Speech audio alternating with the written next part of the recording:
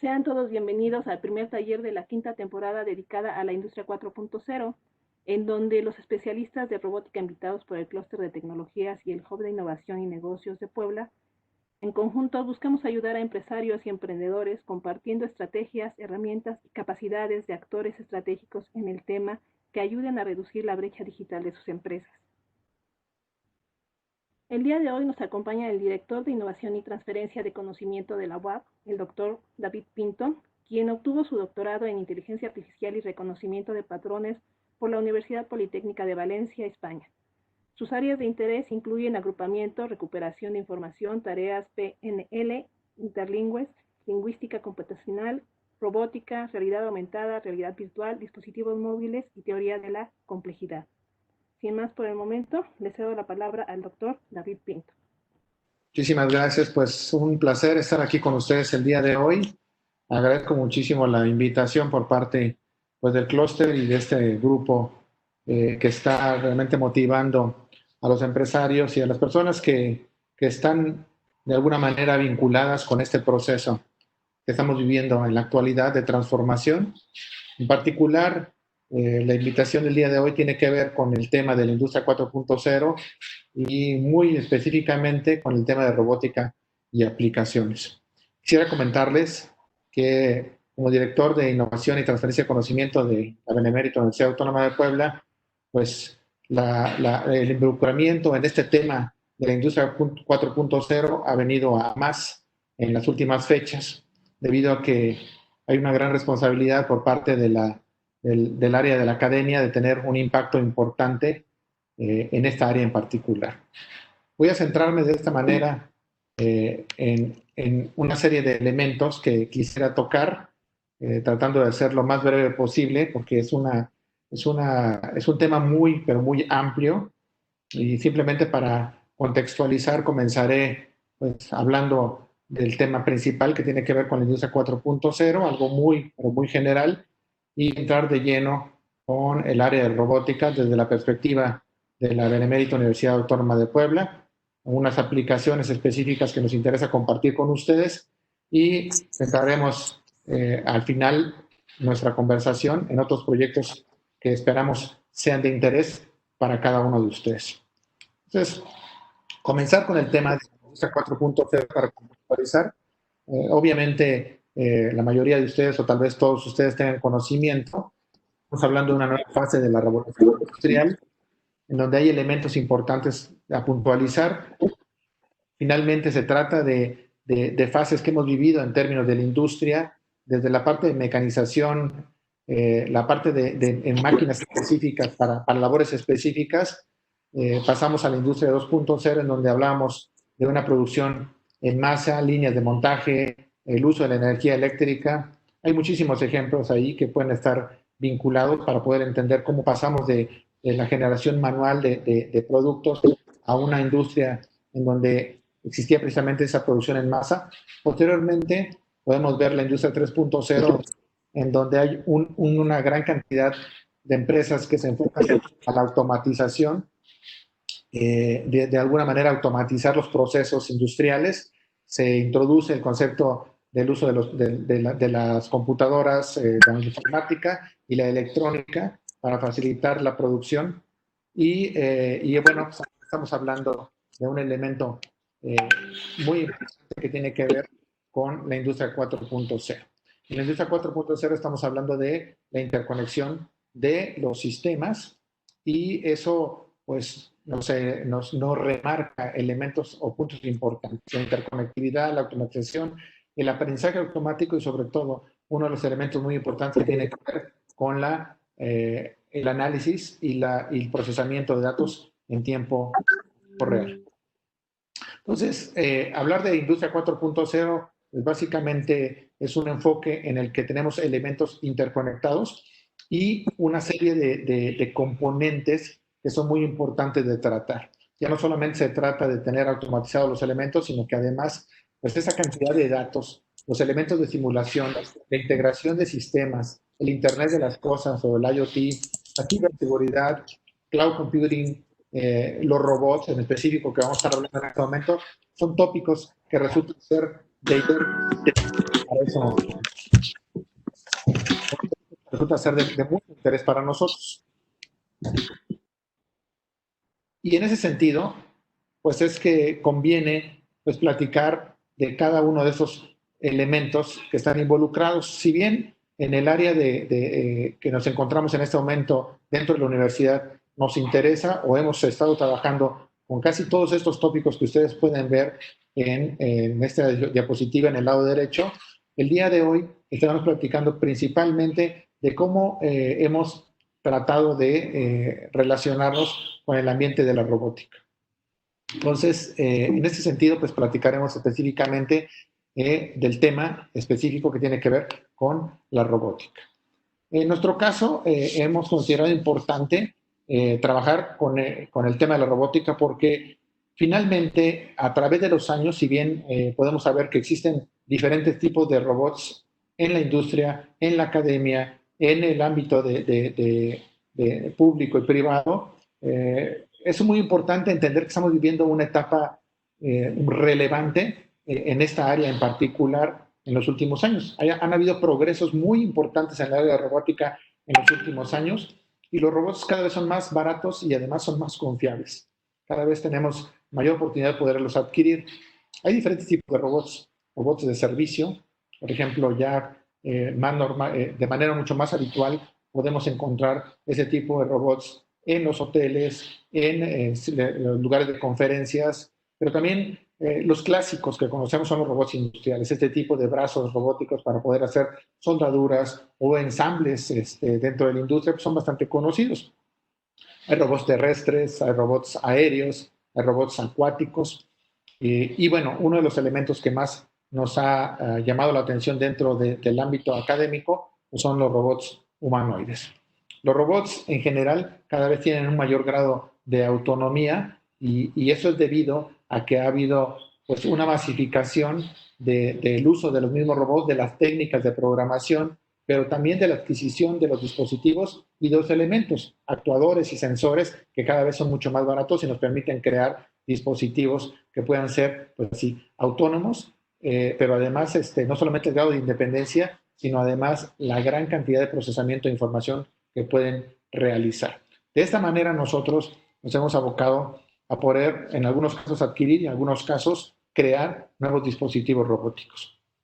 Quisiera platicarles de algunos de ellos que son relevantes, muy relevantes para nosotros porque nos han permitido realizar una exploración acerca de las técnicas de programación, pero también de cómo cada uno de ellos tienen sus propias capacidades de uso.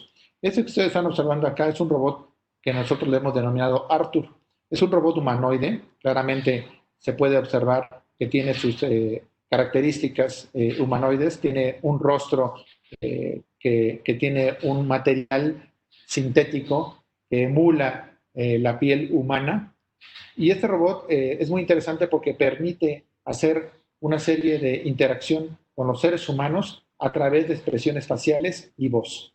Nosotros hemos programado el robot para que pueda presentar ese tipo de expresiones faciales y mostrar sentimientos, de tal manera que podría estar hablando y al mismo tiempo estar mostrando enojo, ira, alegría, tristeza, por ejemplo, ¿no?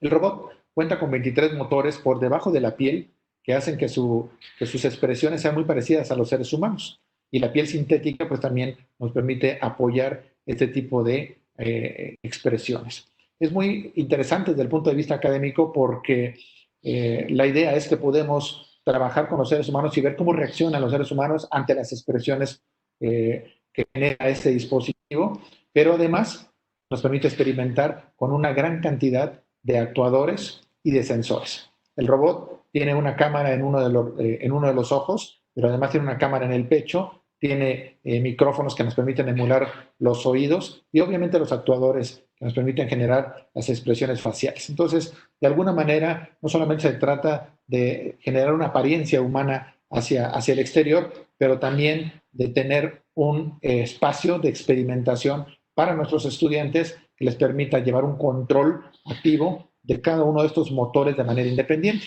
Se pueden generar millones de expresiones faciales y tener un control específico de cada uno de estos motores para generar alguna expresión mientras el robot está hablando, pues es un reto tecnológico importante. Nuestro robot, como decimos, es un rockstar, ha aparecido en diferentes lugares, en diferentes ambientes, en televisión, TV Azteca, Televisa. Aquí lo estamos viendo en un set de televisión, cómo está siendo preparado. Actúa como si fuera precisamente un personaje de la televisión. Ahí ustedes pueden ver cómo lo están preparando incluso para poder tener una apariencia deseable en el set de televisión. Le hacen su maquillaje, le hacen su peinado, etcétera, ¿no? ¿Cómo se comporta este robot? Bueno, pues es un robot que no solamente hay que programarlo en términos de comportamientos visuales y físicos para hacer las expresiones faciales, pero además hemos hecho colaboraciones con algunas otras universidades para poder proporcionar la voz, ¿no? El robot puede hablar en inglés y puede hablar en español. A continuación les voy a presentar un pequeño video de 1 minuto con 20 segundos para que ustedes puedan ver una entrevista que se realizó o una presentación oficial que se realizó en la UNAM con los que realizamos precisamente el proyecto de colaboración para tener la voz en español. Antes de darles este pequeño video, les comentaré que Arthur tiene un hermano menor que se llama George. George, ustedes lo pueden ver ahí, realmente se ve un poco pues raro, porque el robot que ustedes están viendo pues no tiene cejas, no tiene cabello, no tiene bigotes, entonces esto es un poco raro, tiene una apariencia un poco como de una persona adulta, pero el rostro es muy pequeño. George es un robot humanoide que es capaz también de hacer expresiones faciales, solamente que no tiene tantos motores como Arthur. Este tiene solamente 4 motores faciales y pues se puede teleoperar, y estamos ahorita en el curso de transformarlo a que tenga un rostro de Albert Einstein. Ustedes pueden ver en la parte inferior derecha cómo el robot se ve del lado izquierdo, sin cejas, sin bigote, sin cabello. Y bueno, la idea es transformarlo a la imagen que se puede ver hasta el extremo inferior derecho. Quedaría como un Albert Einstein. Estamos trabajando con él para poderle dar esa apariencia. Como les mencioné, George tiene 4 motores, les permite subir y bajar las cejas, le permite mover la mejilla izquierda, mover la mejilla derecha y también abrir la boca subiendo y bajando la quijada. Esos elementos se realizan a través de una serie de actuadores, motores, servomotores que se encuentran ubicados en la cabeza del robot.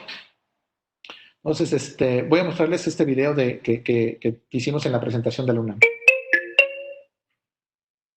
Un novedoso androide ayudará en un futuro a niños con problemas de lenguaje. El robot en realidad pertenece a la Benemérita Universidad Autónoma de Puebla. En nuestra labor en la UNAM fue adaptarle un sintetizador del español hablado en el centro de México. Con un semblante relajado y una sonrisa discreta, fue presentado a Arthur, un prototipo humanoide capaz de mantener una conversación. Arthur puede comunicarse gracias a un sintetizador diseñado por ingenieros del Laboratorio de Síntesis y Reconocimiento de Voz de la UNAM, quienes han trabajado en él por más de 3 años. La manera de aplicarlo y diseñar ya el sintetizador ya es un diseño propio. Es decir, ya nosotros le hacemos las innovaciones para que trabaje como deseamos. Además del proyecto para ayudar a niños con problemas de lenguaje, hay propuestas para otros de impacto social. Los proyectos que tenemos a futuro son bastantes, en particular para poder tener un impacto directo en la sociedad en el ámbito de salud, por niños con problemas o desórdenes del habla, o jóvenes con desórdenes del comportamiento, o adultos incluso en terapia geriátrica, sería algo en lo cual estaríamos trabajando.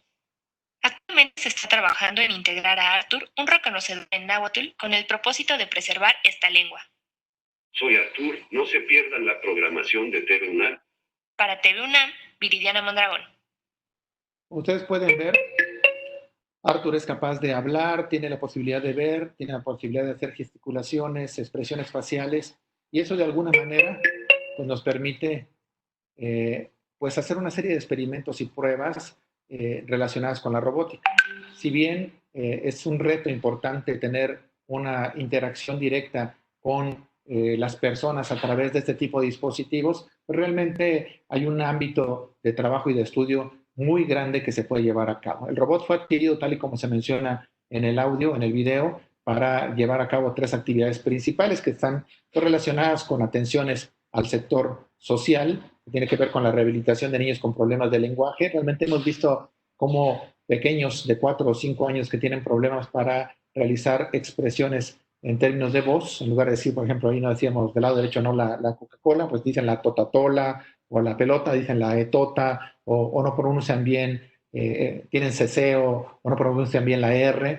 Entonces, hemos visto que el robot genera empatía con esta comunidad infantil y es capaz el niño de interactuar con ese dispositivo para poder reforzar la pronunciación. Ese es uno de los elementos que se están trabajando, pero obviamente hay más espacio de oportunidad para poder llevar a cabo actividades. Una de las cosas más importantes para nosotros desde el punto de vista de la investigación es cómo controlar esa interacción con los seres humanos y al mismo tiempo pues, llevar un control completo de cada uno de los dispositivos que se encuentran internos dentro del dispositivo robótico. Ya lo platicamos también, otros elementos de investigación tienen que ver con la detección de desórdenes de comportamiento en jóvenes, dado que el robot es capaz de detectar mediante la cámara las expresiones faciales de las personas que se encuentran al frente y además de escuchar la conversación puede inferir si la persona que se encuentra al frente está realizando alguna serie de cambios emocionales que puedan detectar pues, un posible desorden de comportamiento en este tipo de jóvenes. Y bueno, pues ahora estamos ya en proceso de terminar con Arthur y con George un cuerpo completo que nos permita pues, realizar otro tipo de actividades para poder tomar objetos, para poder realizar expresiones con las manos, incluso caminar, son cosas que se estarán haciendo con estos robots. Nosotros hemos trabajado tanto con Arthur como con George y también desarrollamos un dispositivo completo que es el que ustedes pueden ver en el centro de esta diapositiva. Se llama Husky. Es un dispositivo que puede desplazarse, tiene 2 grados de libertad para hacer desplazamientos y en el rostro, en la parte superior, pues también tiene 2 grados de libertad.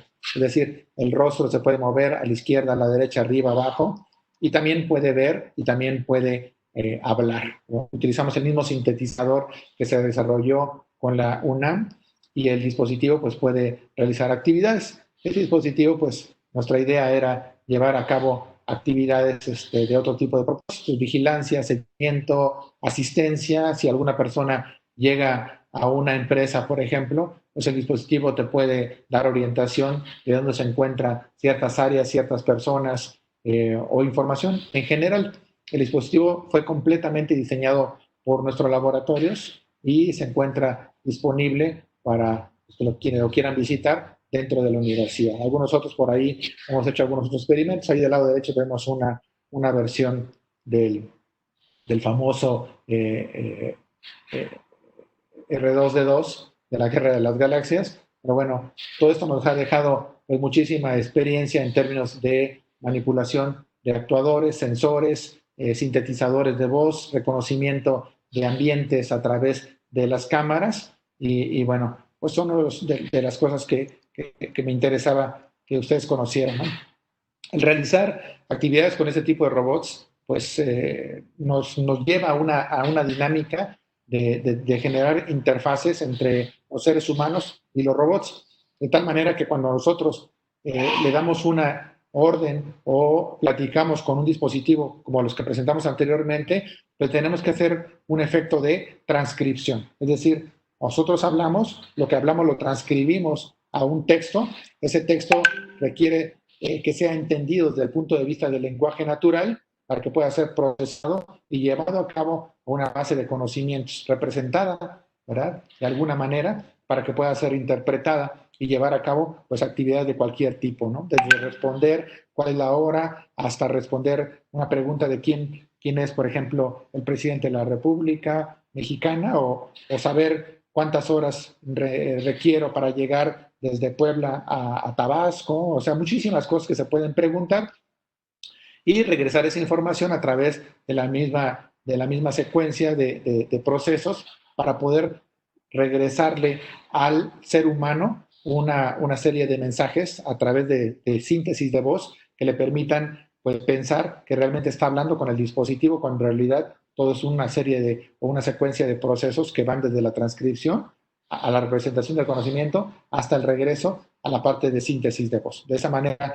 pues una persona podría pensar que realmente está hablando con el dispositivo, cuando en realidad todos son procesos computacionales a través de métodos de computación y de inteligencia artificial.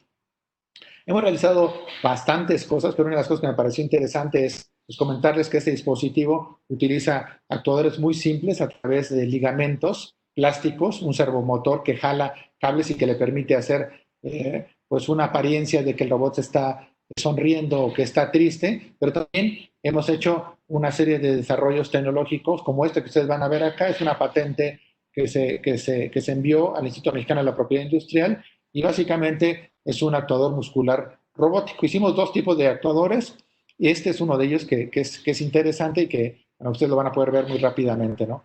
Cómo se aplican. Aquí se puede ver unos cablecitos pequeños, son cables de un material que se llama nitinol, es una mezcla de níquel y titanio que nos permite pues contraerse cuando se calientan. Aquí le estamos aplicando una serie de voltajes y eso hace que tengamos pues un efecto de un actuador. A ver, lo regreso para que ustedes lo puedan observar.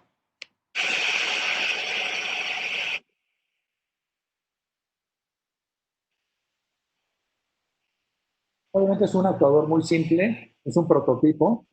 Básicamente lo que hace es el efecto de tensión mediante los cables de nitinol y el efecto de regresar a su posición original mediante el resorte que tiene en la parte de atrás. Esto de alguna manera obviamente como les comento es un prototipo, llevado ya a un esquema mucho más de producción, pues podría servir para llevar a cabo pues varios tipos de actividades, incluso elementos de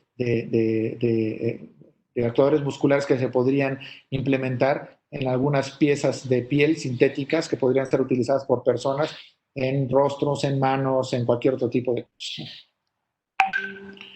Los retos cuando uno trabaja con robótica son varios. En principio, lo menos que uno quiere es reinventar la rueda. Uno desea que se reutilicen elementos de software que si ya están implantados, que si ya están implementados, que si ya fueron probados, pues realmente simplemente reutilizarlos es lo importante, ¿no? Que no tengamos que reprogramar algoritmos de detección de rostros, algoritmos de planificación de trayectorias, algoritmos de cualquier tipo, ¿no? Si ya están y ya alguien le dedicó mucho tiempo a hacerlos y están bien, pues simplemente reutilizarlos. Entonces, uno de los retos en el ámbito de la robótica es tener un repositorio de algoritmos para poder reutilizar este software. Estos algoritmos serán verdaderamente útiles si existe una manera de aplicarlos en nuevos contextos sin necesidad de reimplementarlos cada vez que hagamos un nuevo sistema. Eso nos ayuda muchísimo. Ese es uno de los retos importantes. También entender que si nosotros vamos a programar en términos de robótica, es muy raro que nosotros pensemos que un dispositivo va a estar totalmente aislado de cualquier otro elemento. Regularmente, nosotros debemos de pensar que es bien bastante común que el software se distribuya actualmente de manera natural en diferentes equipos. Y cuando hablamos de cómputo, estamos hablando de que, si estamos hablando en términos de la industria 4.0, hay muchísimos dispositivos que van a estar regados, pero que van a estar interconectados a través de una red. Estamos hablando desde una estufa, un refrigerador, una cámara de videovigilancia, un sensor de movimiento, un motor, un actuador, muchísimas cosas que podrían estar involucradas, por ejemplo, en el ámbito en que estamos trabajando. Y todos esos elementos se distribuyen de manera natural y este elemento de distribución pues requiere un mecanismo de comunicación entre múltiples procesos. Entonces, el control de sensores y actuadores mediante diversos equipos de cómputo, en donde tenemos una cámara que tiene una tarjeta, en donde tenemos un dispositivo que controla el acceso a una puerta, en donde tenemos, por ejemplo, un control para el control de temperatura para un refrigerador en el ámbito doméstico, ¿no? Pero podría ser lo mismo en el ámbito industrial. Múltiples sensores, múltiples actuadores, múltiples procesos que deben estar cooperando dentro del mismo dispositivo, es decir, una serie de complejidad en el manejo de los procesos, pero que queremos que exista una disminución de esa complejidad para el que lo programa, para el que lo observa. Entonces, hay que hacer una descomposición de esa complejidad y trabajar con ellos de una manera natural y transparente. Robots cooperativos que realizan tareas compartidas, ¿no? De nuevo, en un dominio industrial, pues un robot puede estar realizando soldadura, otro puede estar realizando ensambles, pero al mismo tiempo tiene que estar realizándose un monitoreo para verificar que no vaya a haber un problema de seguridad al dañar a una persona que esté pasando cerca. Pues bueno, coordinación de esfuerzos, comunicación entre los seres humanos y los robots. Cuando alguien quiere realizar alguna actividad y le dice, quiero que te detengas y hagas esta otra actividad, todo este tipo de elementos está relacionado con un ámbito de la computación que se llama cómputo distribuido. Entonces es un reto importante, cómo tener herramientas que no solamente, pues digamos, ya tenemos un repositorio de algoritmos que están funcionando bien, pero que además funcionen en un ámbito distribuido, porque así es como está funcionando el ámbito de la robótica en la actualidad. Y adicionalmente, para todos los que estamos metidos en el ámbito de la robótica, requerimos un tercer elemento, un elemento que es muy importante, que lo que vayamos a realizar en términos de programación, pues nos permita tener un framework de evaluación que sea muy rápido y efectivo para poder conocer cuáles son los resultados experimentales. Voy a poner como un ejemplo, si nosotros tenemos un dron y queremos llevar, por ejemplo, a cabo actividades de videovigilancia en el aire, entonces yo puedo lanzar el dron vamos a suponer, dentro de una nave industrial, y si veo que hay un error con la navegación, como ustedes pueden pensar, tal vez en algunos casos, y sobre todo si hablamos en una nave industrial, van a haber problemas de captación de señales. Existen efectos de interferencia al interior que pueden afectar que el dron pueda recibir señales de GPS. Entonces podríamos utilizar otro tipo de navegación, por ejemplo, tomando fotografías de nuestros ambientes para que sepa exactamente dónde se encuentra ubicado dentro de la nave industrial. Pero tomar fotografías y llevar una secuencia de la experimentación, y si en algún momento hay un fallo de nuestro algoritmo, tendríamos que volver a empezar otra vez. Y empezar otra vez significa volver a capturar las imágenes, las señales, e incluso, en algunos casos, volver a recargar las baterías de nuestro dron para volver a llevar a cabo nuestros experimentos. Y eso puede ser costoso en términos de tiempo y puede ser una tarea que puede ser muy difícil. Entonces, el interés o el tercer reto en términos de desarrollo de experimentos y de programación y de actividades en términos de robótica es una evaluación efectiva y rápida para que nuestros resultados experimentales se lleven a cabo de esta manera. Y llevar a cabo estas tareas debe ser fácil y transparente, y para poder llevar a cabo estas actividades necesitaríamos tener interfaces que no solamente nos dijeran, ¿sabes qué? Lo tienes que hacer forzosamente en el ámbito real, ¿no?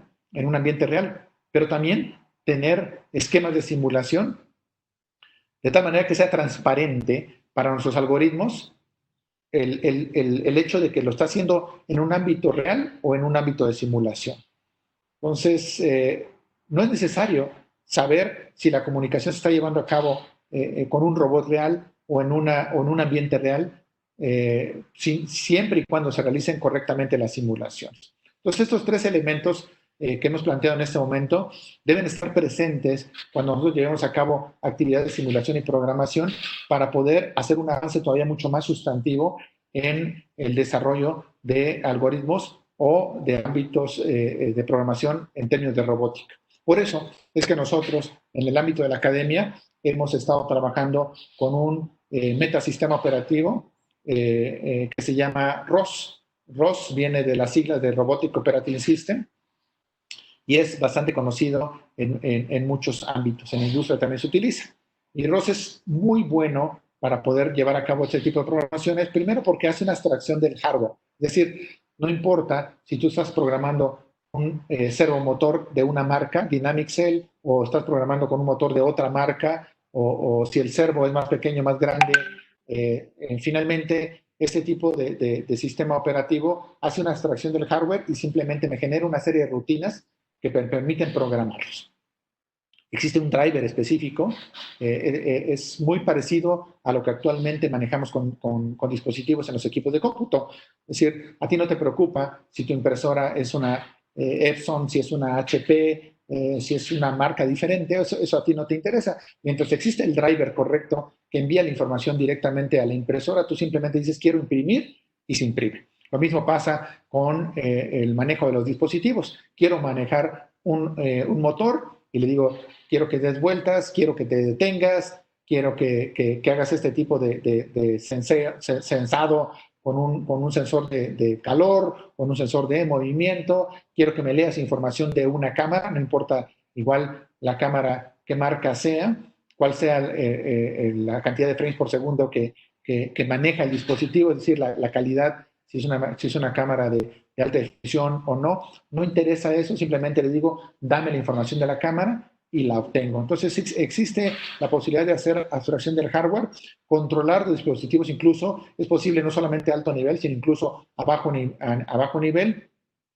y maneja la posibilidad de tener un repositorio de funciones usadas comúnmente, y también tiene un concepto que se llama el paso de mensajes entre procesos, de tal manera que yo le puedo enviar de un proceso a otro proceso información de manera directa o realizarlo a través de un mecanismo de comunicación asíncrono, de tal manera que yo le puedo decir simplemente, yo envío la información como si yo le enviara a una pizarra, a un tablero o a un pizarrón, envío un dato y cualquiera puede ir y leer ese dato y utilizarlo para su propio propósito. De esa manera yo podría básicamente mover un robot y decir, mueve un teclado, con un teclado lo puedo mover, pero también puedo hacer una función que mueva el dispositivo, pero también podría hacer otro tipo de actividades que pudieran hacer que se moviera el robot. Entonces, es muy fácil de programar, es muy fácil de entender.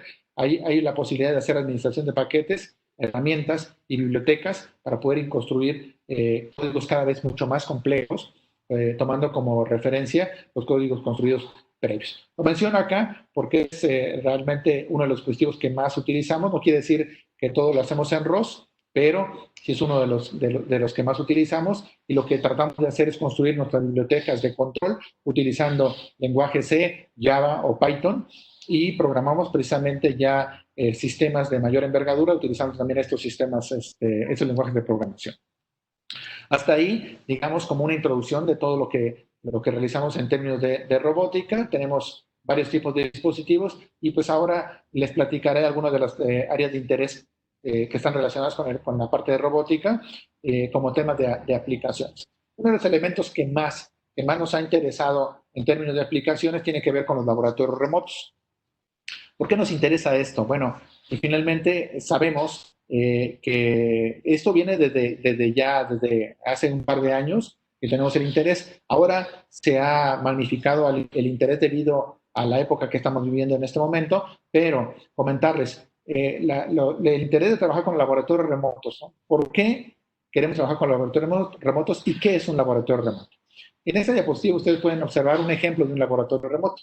En el lado izquierdo tenemos una serie de tarjetas de control y están encapsuladas en un ambiente que está siendo monitorizado a través de una serie de sensores y cámaras. Ahí del lado derecho también se pueden ver cómo están presentes una serie de cámaras. Se pueden observar 3 cámaras diferentes. Aquí vemos una cámara, aquí otra cámara y otra cámara. Todo esto encapsulado en un ambiente controlado. Las cámaras están presentes, pero también hay sensores. Los sensores pueden ser de diferentes tipos, de cualquier tipo, ¿no? Sensores de calor, sensores de movimiento, sensores infrarrojos, pueden ser de cualquier tipo. ¿Para qué sirve un laboratorio remoto? Bueno, pues un laboratorio remoto nos sirve para ver cómo está funcionando un dispositivo, pero que pueda ser observado a la distancia. Es decir, nosotros tenemos una serie de componentes. Aquí estamos observando personas que a través de Internet pueden acceder a una serie de equipos de cómputo que mediante dispositivos de sensado, como cámaras o instrumentos de medición, pueden adquirir información sobre un experimento en particular. Es lo que estamos observando. Y en ese sentido, por ejemplo, pues tendríamos varios tipos de dispositivos. Podría ser un brazo robótico, podría ser una serie de control para poder manipular o hacer sensado de otro tipo de dispositivos, cualquier tipo de dispositivo en el ámbito de la industria y de la educación. Entonces, a través de una interfaz web, nosotros podemos hacer la visualización del funcionamiento de dispositivos, cómo se comportan a través de la lectura de los sensores y poner incluso programarlos, ¿no? Poder incluso programarlos. Entonces podríamos colocar un cuadro de texto y hacer un tipo de programación. Para nosotros es muy importante porque tenemos, como ustedes pueden ver, dispositivos robóticos de muy alto costo. Un dispositivo robótico como Arthur tiene un costo superior a los 2 millones de pesos. y eso significa que no cualquier institución educativa tendría acceso a adquirir uno de estos dispositivos, pero lo que sí podría hacer es a través de estas herramientas de laboratorios remotos, es en un curso, como digamos un curso en línea, por ejemplo, masivo, o un curso directo implantado en cualquier plataforma instruccional, sea Blackboard, sea Moodle, por ejemplo, o cualquier otro tipo de plataforma instruccional, incluirle un componente de laboratorios remotos mediante el cual instituciones educativas o, estoy hablando de nuestros robots, ¿no? Instituciones educativas pudiesen acceder a nuestros robots sin generarles una erogación de gastos para adquirir el dispositivo robótico. Entonces ellos podrían ver, programarlo y ver cómo está funcionando el robot en tiempo real. Para el ámbito de la industria, nosotros prevemos que se podrían realmente generar unos espacios de capacitación. Nosotros hemos tenido, por ejemplo, contacto con las plantas de Volkswagen y ellos nos han comentado pues, que tienen áreas de capacitación para personas y que luego pues, les interesa pues emular este efecto de capacitación. Regularmente lo hacen con simuladores, pero aquí lo que nosotros estamos planteando es una herramienta que se acopla a los cursos virtuales para poder llevar a cabo pues, esta suerte de capacitación con dispositivos reales, de tal manera que los estudiantes puedan interactuar directamente con los dispositivos y puede ser para cualquier caso. Brazos robóticos, cadenas de distribución, dispositivos robóticos como los que habían visto anteriormente, pero también algunos como los que pueden ver aquí del lado derecho, ¿no? Elementos específicos de interacción que nos permitan poner incluso a prueba un dispositivo y mostrar qué pasaría si hacemos las cosas mal. Entonces es un ejemplo de una posible aplicación, pero hay otros proyectos de interés que quisiera compartir con ustedes antes de terminar esta plática, esta sesión. Otros proyectos de interés que han surgido a partir de la experimentación con los dispositivos robóticos, pues tienen que ver con cómo nosotros percibimos el ambiente a través de las cámaras. Uno de los elementos tiene que ver con la vigilancia automática. Tenemos una cámara que está observando un ambiente y nosotros podemos describir qué es lo que está pasando en ese ambiente. Por ejemplo, la cámara está observando que hay un hombre sentado, ¿verdad?, en un sillón con una laptop enfrente y transformar ese tipo de descripciones textuales a una red compleja que nos permita hacer inferencias, ¿no? Entonces, la vigilancia automática se puede aplicar para muchas cosas. Aquí estamos viendo una vigilancia fuera de una empresa, ¿no? ¿Qué está sucediendo? Pasó una persona, pasó un automóvil, pasó alguien vendiendo, hay un camión de venta de gas, hay una patrulla de policía, hay una persona que va en su bicicleta, hay otra persona que va en bicicleta acarreando algún otro objeto. Se pueden hacer muchos tipos de elementos de videovigilancia, ¿verdad? Ahora, hasta hace algunos años, la identificación de objetos en tiempo real, utilizando dispositivos de cámaras, era muy complicada y muy tediosa, pero en los últimos años nosotros hemos podido observar un avance muy grande y muy significativo en la detección de objetos en tiempo real. Ya no solamente es un objeto, sino múltiples objetos en tiempo real. Y eso hace que podamos realizar tareas cada vez más complejas. Les voy a presentar un pedazo de un video para que ustedes conozcan una librería que nos permite llevar a cabo ese tipo de actividades y cómo nosotros la estamos reutilizando para hacer varios tipos de actividades de investigación y también de aplicación a la industria.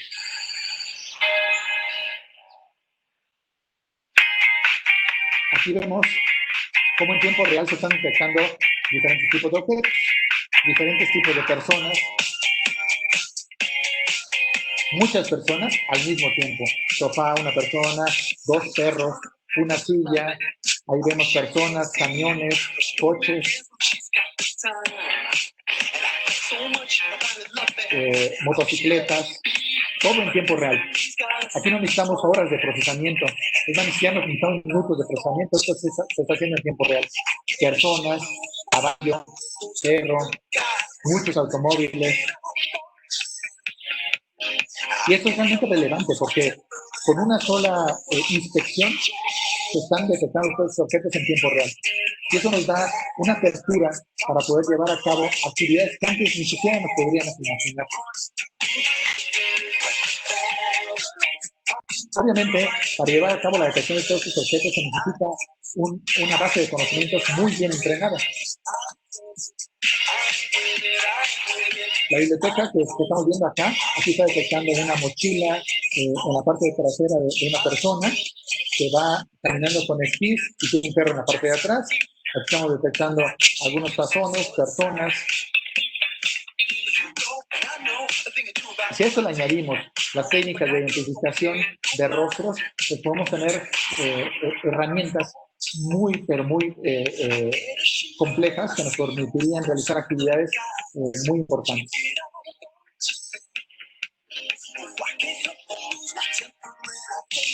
Esto no se podía ver hace 10 años. Es algo que es muy nuevo, que tiene apenas algunos pocos años, 3, 5 años, de llevarse a cabo, y obviamente que se necesita llevar a cabo un entrenamiento mucho más preciso. Aquí vemos, por ejemplo, que un camello le están etiquetando como un caballo, son problemas de entrenamiento, pero si le llevamos a cabo actividades sobre ámbitos sumamente restringidos, los resultados pueden ser muy, pero muy importantes, muy buenos, con un grado de rendimiento muy relevante.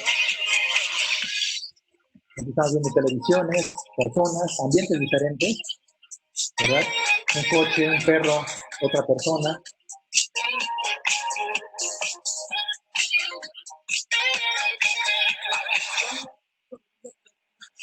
Múltiples personas en un aeropuerto, vemos que son policías que están realizando un arresto, una bicicleta.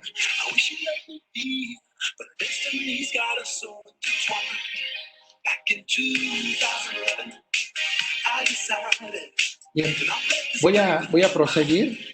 Si quieren, ustedes pueden ver ya con mayor tranquilidad. En internet es fácil encontrar este tipo de herramientas. Ahí vemos, ¿no? Taza de vino, mochilas, personas. Realmente es muy relevante, ¿no? Con la detección en tiempo real de objetos nos permite realizar muchas actividades. El monitoreo en tiempo real. Aquí, por ejemplo, estamos viendo una imagen donde se ve un rostro, una persona, un dispositivo móvil, e incluso ese cuadrito del rostro lo podemos extraer y verificar si se trata de una persona que tengamos dentro de nuestra base de datos. Podríamos llevar a cabo actividades de monitoreo en tiempo real dentro de nuestra empresa para saber si las personas que están accediendo son los que dicen ser, e incluso pasar lista, por ejemplo, para ver si la persona llegó o no llegó a tiempo. Nosotros hicimos un experimento ahora dentro de la universidad para poder llevar a cabo un monitoreo en tiempo real para exámenes. Es decir, por ejemplo, ahorita el examen de admisión lo tuvimos, pero lo vamos a llevar a cabo en diciembre, pero podemos saber en tiempo real si la persona que está haciendo el examen es quien dice ser. Es decir, si el estudiante, el aspirante es quien dice ser. Nos presentan una identificación, con esa identificación nosotros verificamos que concuerden las características de fisonomía del rostro con el rostro real, y además estamos monitoreando en tiempo real, todo el tiempo estamos monitoreando si la persona está realmente atenta al examen, es decir, que no saque un libro, que no saque un dispositivo móvil, que no haya otra persona en la escena, e incluso podemos monitorear utilizando sistemas de transcripción de voz si hay alguien que le está diciendo algo a la persona que se encuentra presente. Entonces, son elementos que están derivados de todo este estudio de los sistemas robóticos y que tienen que ver pues, con el entendimiento del lenguaje natural, con la percepción mediante imágenes y video.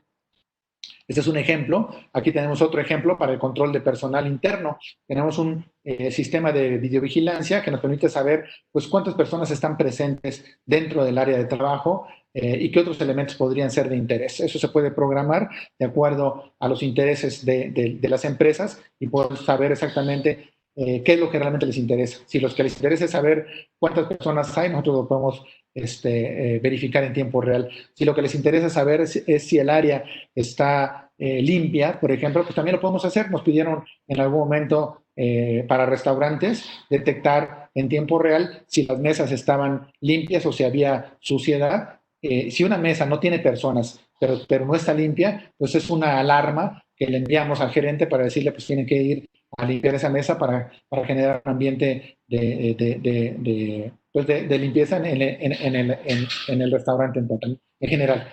Entonces son ejemplos de lo que ustedes podrían llevar a cabo en términos de actividades de monitoreo utilizando este tipo de herramientas en tiempo real. Adicionalmente, en el ámbito de la robótica podemos llevar a cabo otras actividades. Aquí vemos algunos ejemplos de sillas de ruedas. Nosotros tenemos una silla de ruedas que está programada para que pueda llevar a cabo actividades para una persona que está, pues tiene discapacidades o capacidades diferentes. Poder llevar un control de dispositivos se puede llevar a cabo no solamente para sillas de ruedas, pero también en el ámbito lúdico, ¿no? Controles de videojuegos o muchas cosas más. Ahí mostramos una diadema que nos permite realizar una interfaz entre el cerebro y una computadora para llevar a cabo cualquier tipo de actividades. Hay diferentes tipos de diademas. Esta es una de contacto húmedo, pero también ya tenemos algunas de contacto seco, con las cuales estamos llevando incluso actividades mucho más profundas. El proceso es muy sencillo. Se coloca la diadema en la cabeza, tiene una serie de elementos que hacen una amplificación de la señal, se adquieren las ondas que se están generando, se hace preprocesamiento, filtrado, análisis matemático, extracción de características, tenemos una base de datos para poder llevar a cabo actividades de aprendizaje automático para poder determinar qué es, o interpretar, ¿verdad?, qué es lo que realmente la persona quiere hacer o decir, y a partir de eso se hacen actividades de control para poder traducir esas señales a una serie de actividades que pueden ser movimientos robóticos o cualquier otro tipo de actividades. Un ejemplo, tenemos una tesis de doctorado de un estudiante que está llevando a cabo estas actividades de adquisición de señales del cerebro para poder llevar a cabo traducciones, para poder hacer síntesis de voz. Entonces, entrenamos a la persona con imágenes y con voz para decirle, a ver, piensa en un vaso de agua, piensa en comida. Y a partir de esa secuencia de generación de señales amplificadas, nosotros lo traducimos a una serie de señales de voz, de tal manera que pues, la idea es que una persona piense que quiere un vaso de agua y nosotros generamos mediante el sintetizador que tenemos del español, que diga quiero un vaso de agua, ¿no? Entonces ese tipo de cosas pues son elementos que seguramente van a generar pues algún spin-off o una startup que nos permita de alguna manera pues generar mucha mayor cantidad de empleos. Son elementos en desarrollo y por supuesto pues estamos abiertos a que cualquiera que quiera conocer más o incluso realizar el mecanismo de cooperación con nosotros lo podrá hacer. Entonces lo planteo aquí porque son trabajos en curso. Llevamos a cabo también actividades de realidad virtual. Tenemos una plataforma como la que ustedes pueden ver ahí, es una plataforma que se llama una plataforma que se llama Omni y básicamente ustedes se pueden subir a esa plataforma y caminar en el ambiente real. Tenemos interfaces para ver lo que se esté realizando en ambientes reales. Varios de nuestros estudiantes son ya expertos en el desarrollo de estos ambientes reales, han desarrollado incluso sistemas para poder entrenar a otras personas en el ámbito de la industria, manejo de ciertos dispositivos en el ámbito de la industria. También hemos modificado incluso bicicletas para hacer tours virtuales. Hicimos un tour virtual para Ciudad Universitaria, pero también se puede aplicar para llevar a cabo tours virtuales para cualquier tipo, en el ámbito de turismo, por ejemplo, se podría colocar un ámbito de caminar o ir en una bicicleta, digamos en Piedras Encimadas o en cualquier otro lugar como lugar turístico de la ciudad de Puebla. Tenemos ya un knowledge muy grande para crear los ambientes virtuales, para poder hacer los sistemas de sensado o de actuadores, para hacer todo el ambiente robótico para generar este tipo de actividades, pero obviamente nosotros llegamos hasta un cierto límite y de ahí en adelante se necesitan empresarios, personas que tengan esa actividad de emprendimiento que nos permita pasar de la parte de los prototipos a la parte de la aplicación. Entonces hay muchas cosas aquí que se podrían realizar. Realidad aumentada, también tenemos dispositivos que nos permitan ver lo que está sucediendo en la vida real, pero además aumentarlo con elementos que nos permitan actuar y llevar a cierto tipo de actividades. Aquí vemos un ejemplo muy interesante en donde una persona está recostada y se le sobrepone un sistema, puede ser circulatorio o un sistema óseo, por ejemplo, para poder capacitar a personas en el ámbito de la medicina. También se puede realizar en el ámbito de la industria. Un ejemplo muy particular que nos estaban pidiendo en la Volkswagen, eso ya no se culminó, pero es una idea muy interesante, es el entrenamiento en tableros de control. Eso se puede hacer con realidad aumentada. Tienes una tableta, se coloca sobre un PLC, por ejemplo, y entonces en la tableta te va diciendo cuáles son los elementos que están presentes y permite pues hacer un proceso de entrenamiento para las personas que están llevando a cabo esas actividades con los PLC. Regularmente los PLCs tienen un montonal de entradas, salidas, y bueno, pues a veces es difícil al inicio conocerlos, ¿no? Entonces, con sistemas de realidad aumentada se pueden hacer este tipo de entrenamientos con tableros de control.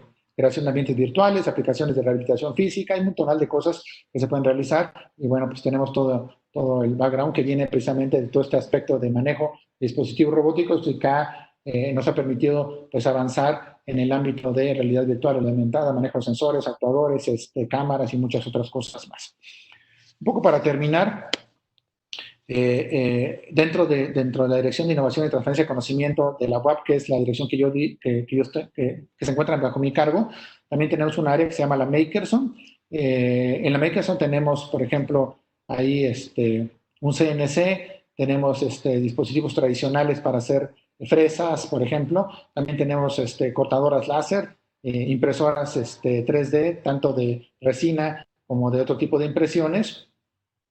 Recientemente, les comento, ya nos dieron la patente para poder hacer impresión mediante un material que es compatible con los huesos, es decir, podríamos generar ya impresión de huesos que podría ser utilizada por las personas con una estructura que sería mucho más liviana que digamos, un hueso de titanio, por ejemplo, y que podría ser aceptada por las personas. Ya hay una empresa farmacéutica con la cual tenemos un convenio de venta de productos.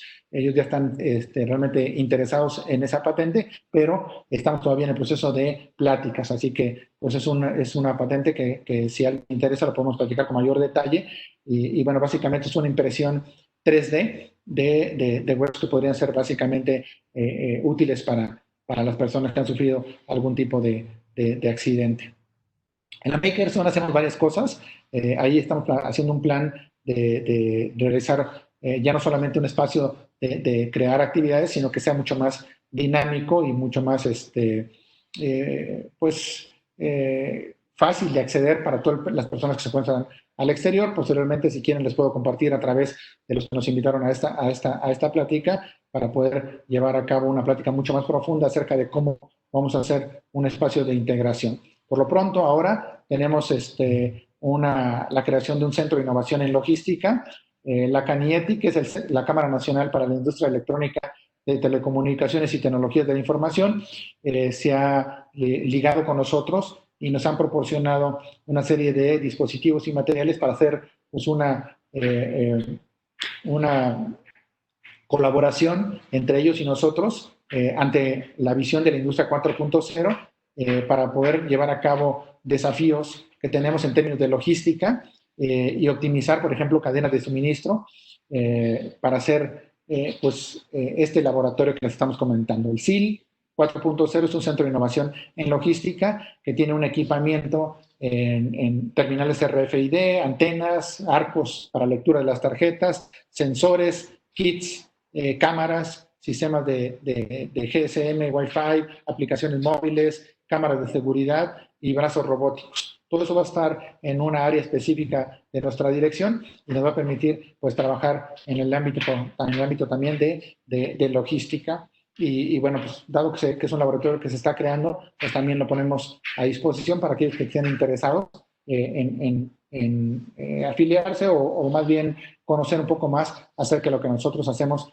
dentro de la Dirección de Innovación y Transferencia de Conocimiento de la Benemérita Universidad Autónoma de Puebla. Los servicios que estaremos ofreciendo específicamente dentro del SIL es monitoreo de inventarios en tiempo real, planeación inteligente de la cadena de suministro, predicción de rutas inteligentes para la distribución y suministro de materiales, productos dentro de la nube, simulación y evaluación de escenarios, instancias de implementación de movilidad en la nube con acceso limitado a plataformas, servicio de plataforma y membresías 4.0, servicios online para la industria logística 4.0. Y bueno, hasta ahí, digamos, algunos de los elementos que quería presentarles, que están relacionados y que derivan, digamos, del trabajo en términos de logística. Y pues les pido nada más unos 3 minutos de su tiempo para ver pues este video, que es un video pues más bien que resume muchas de las cosas que llevamos a cabo dentro del laboratorio de la Benemérita Universidad Autónoma de Puebla.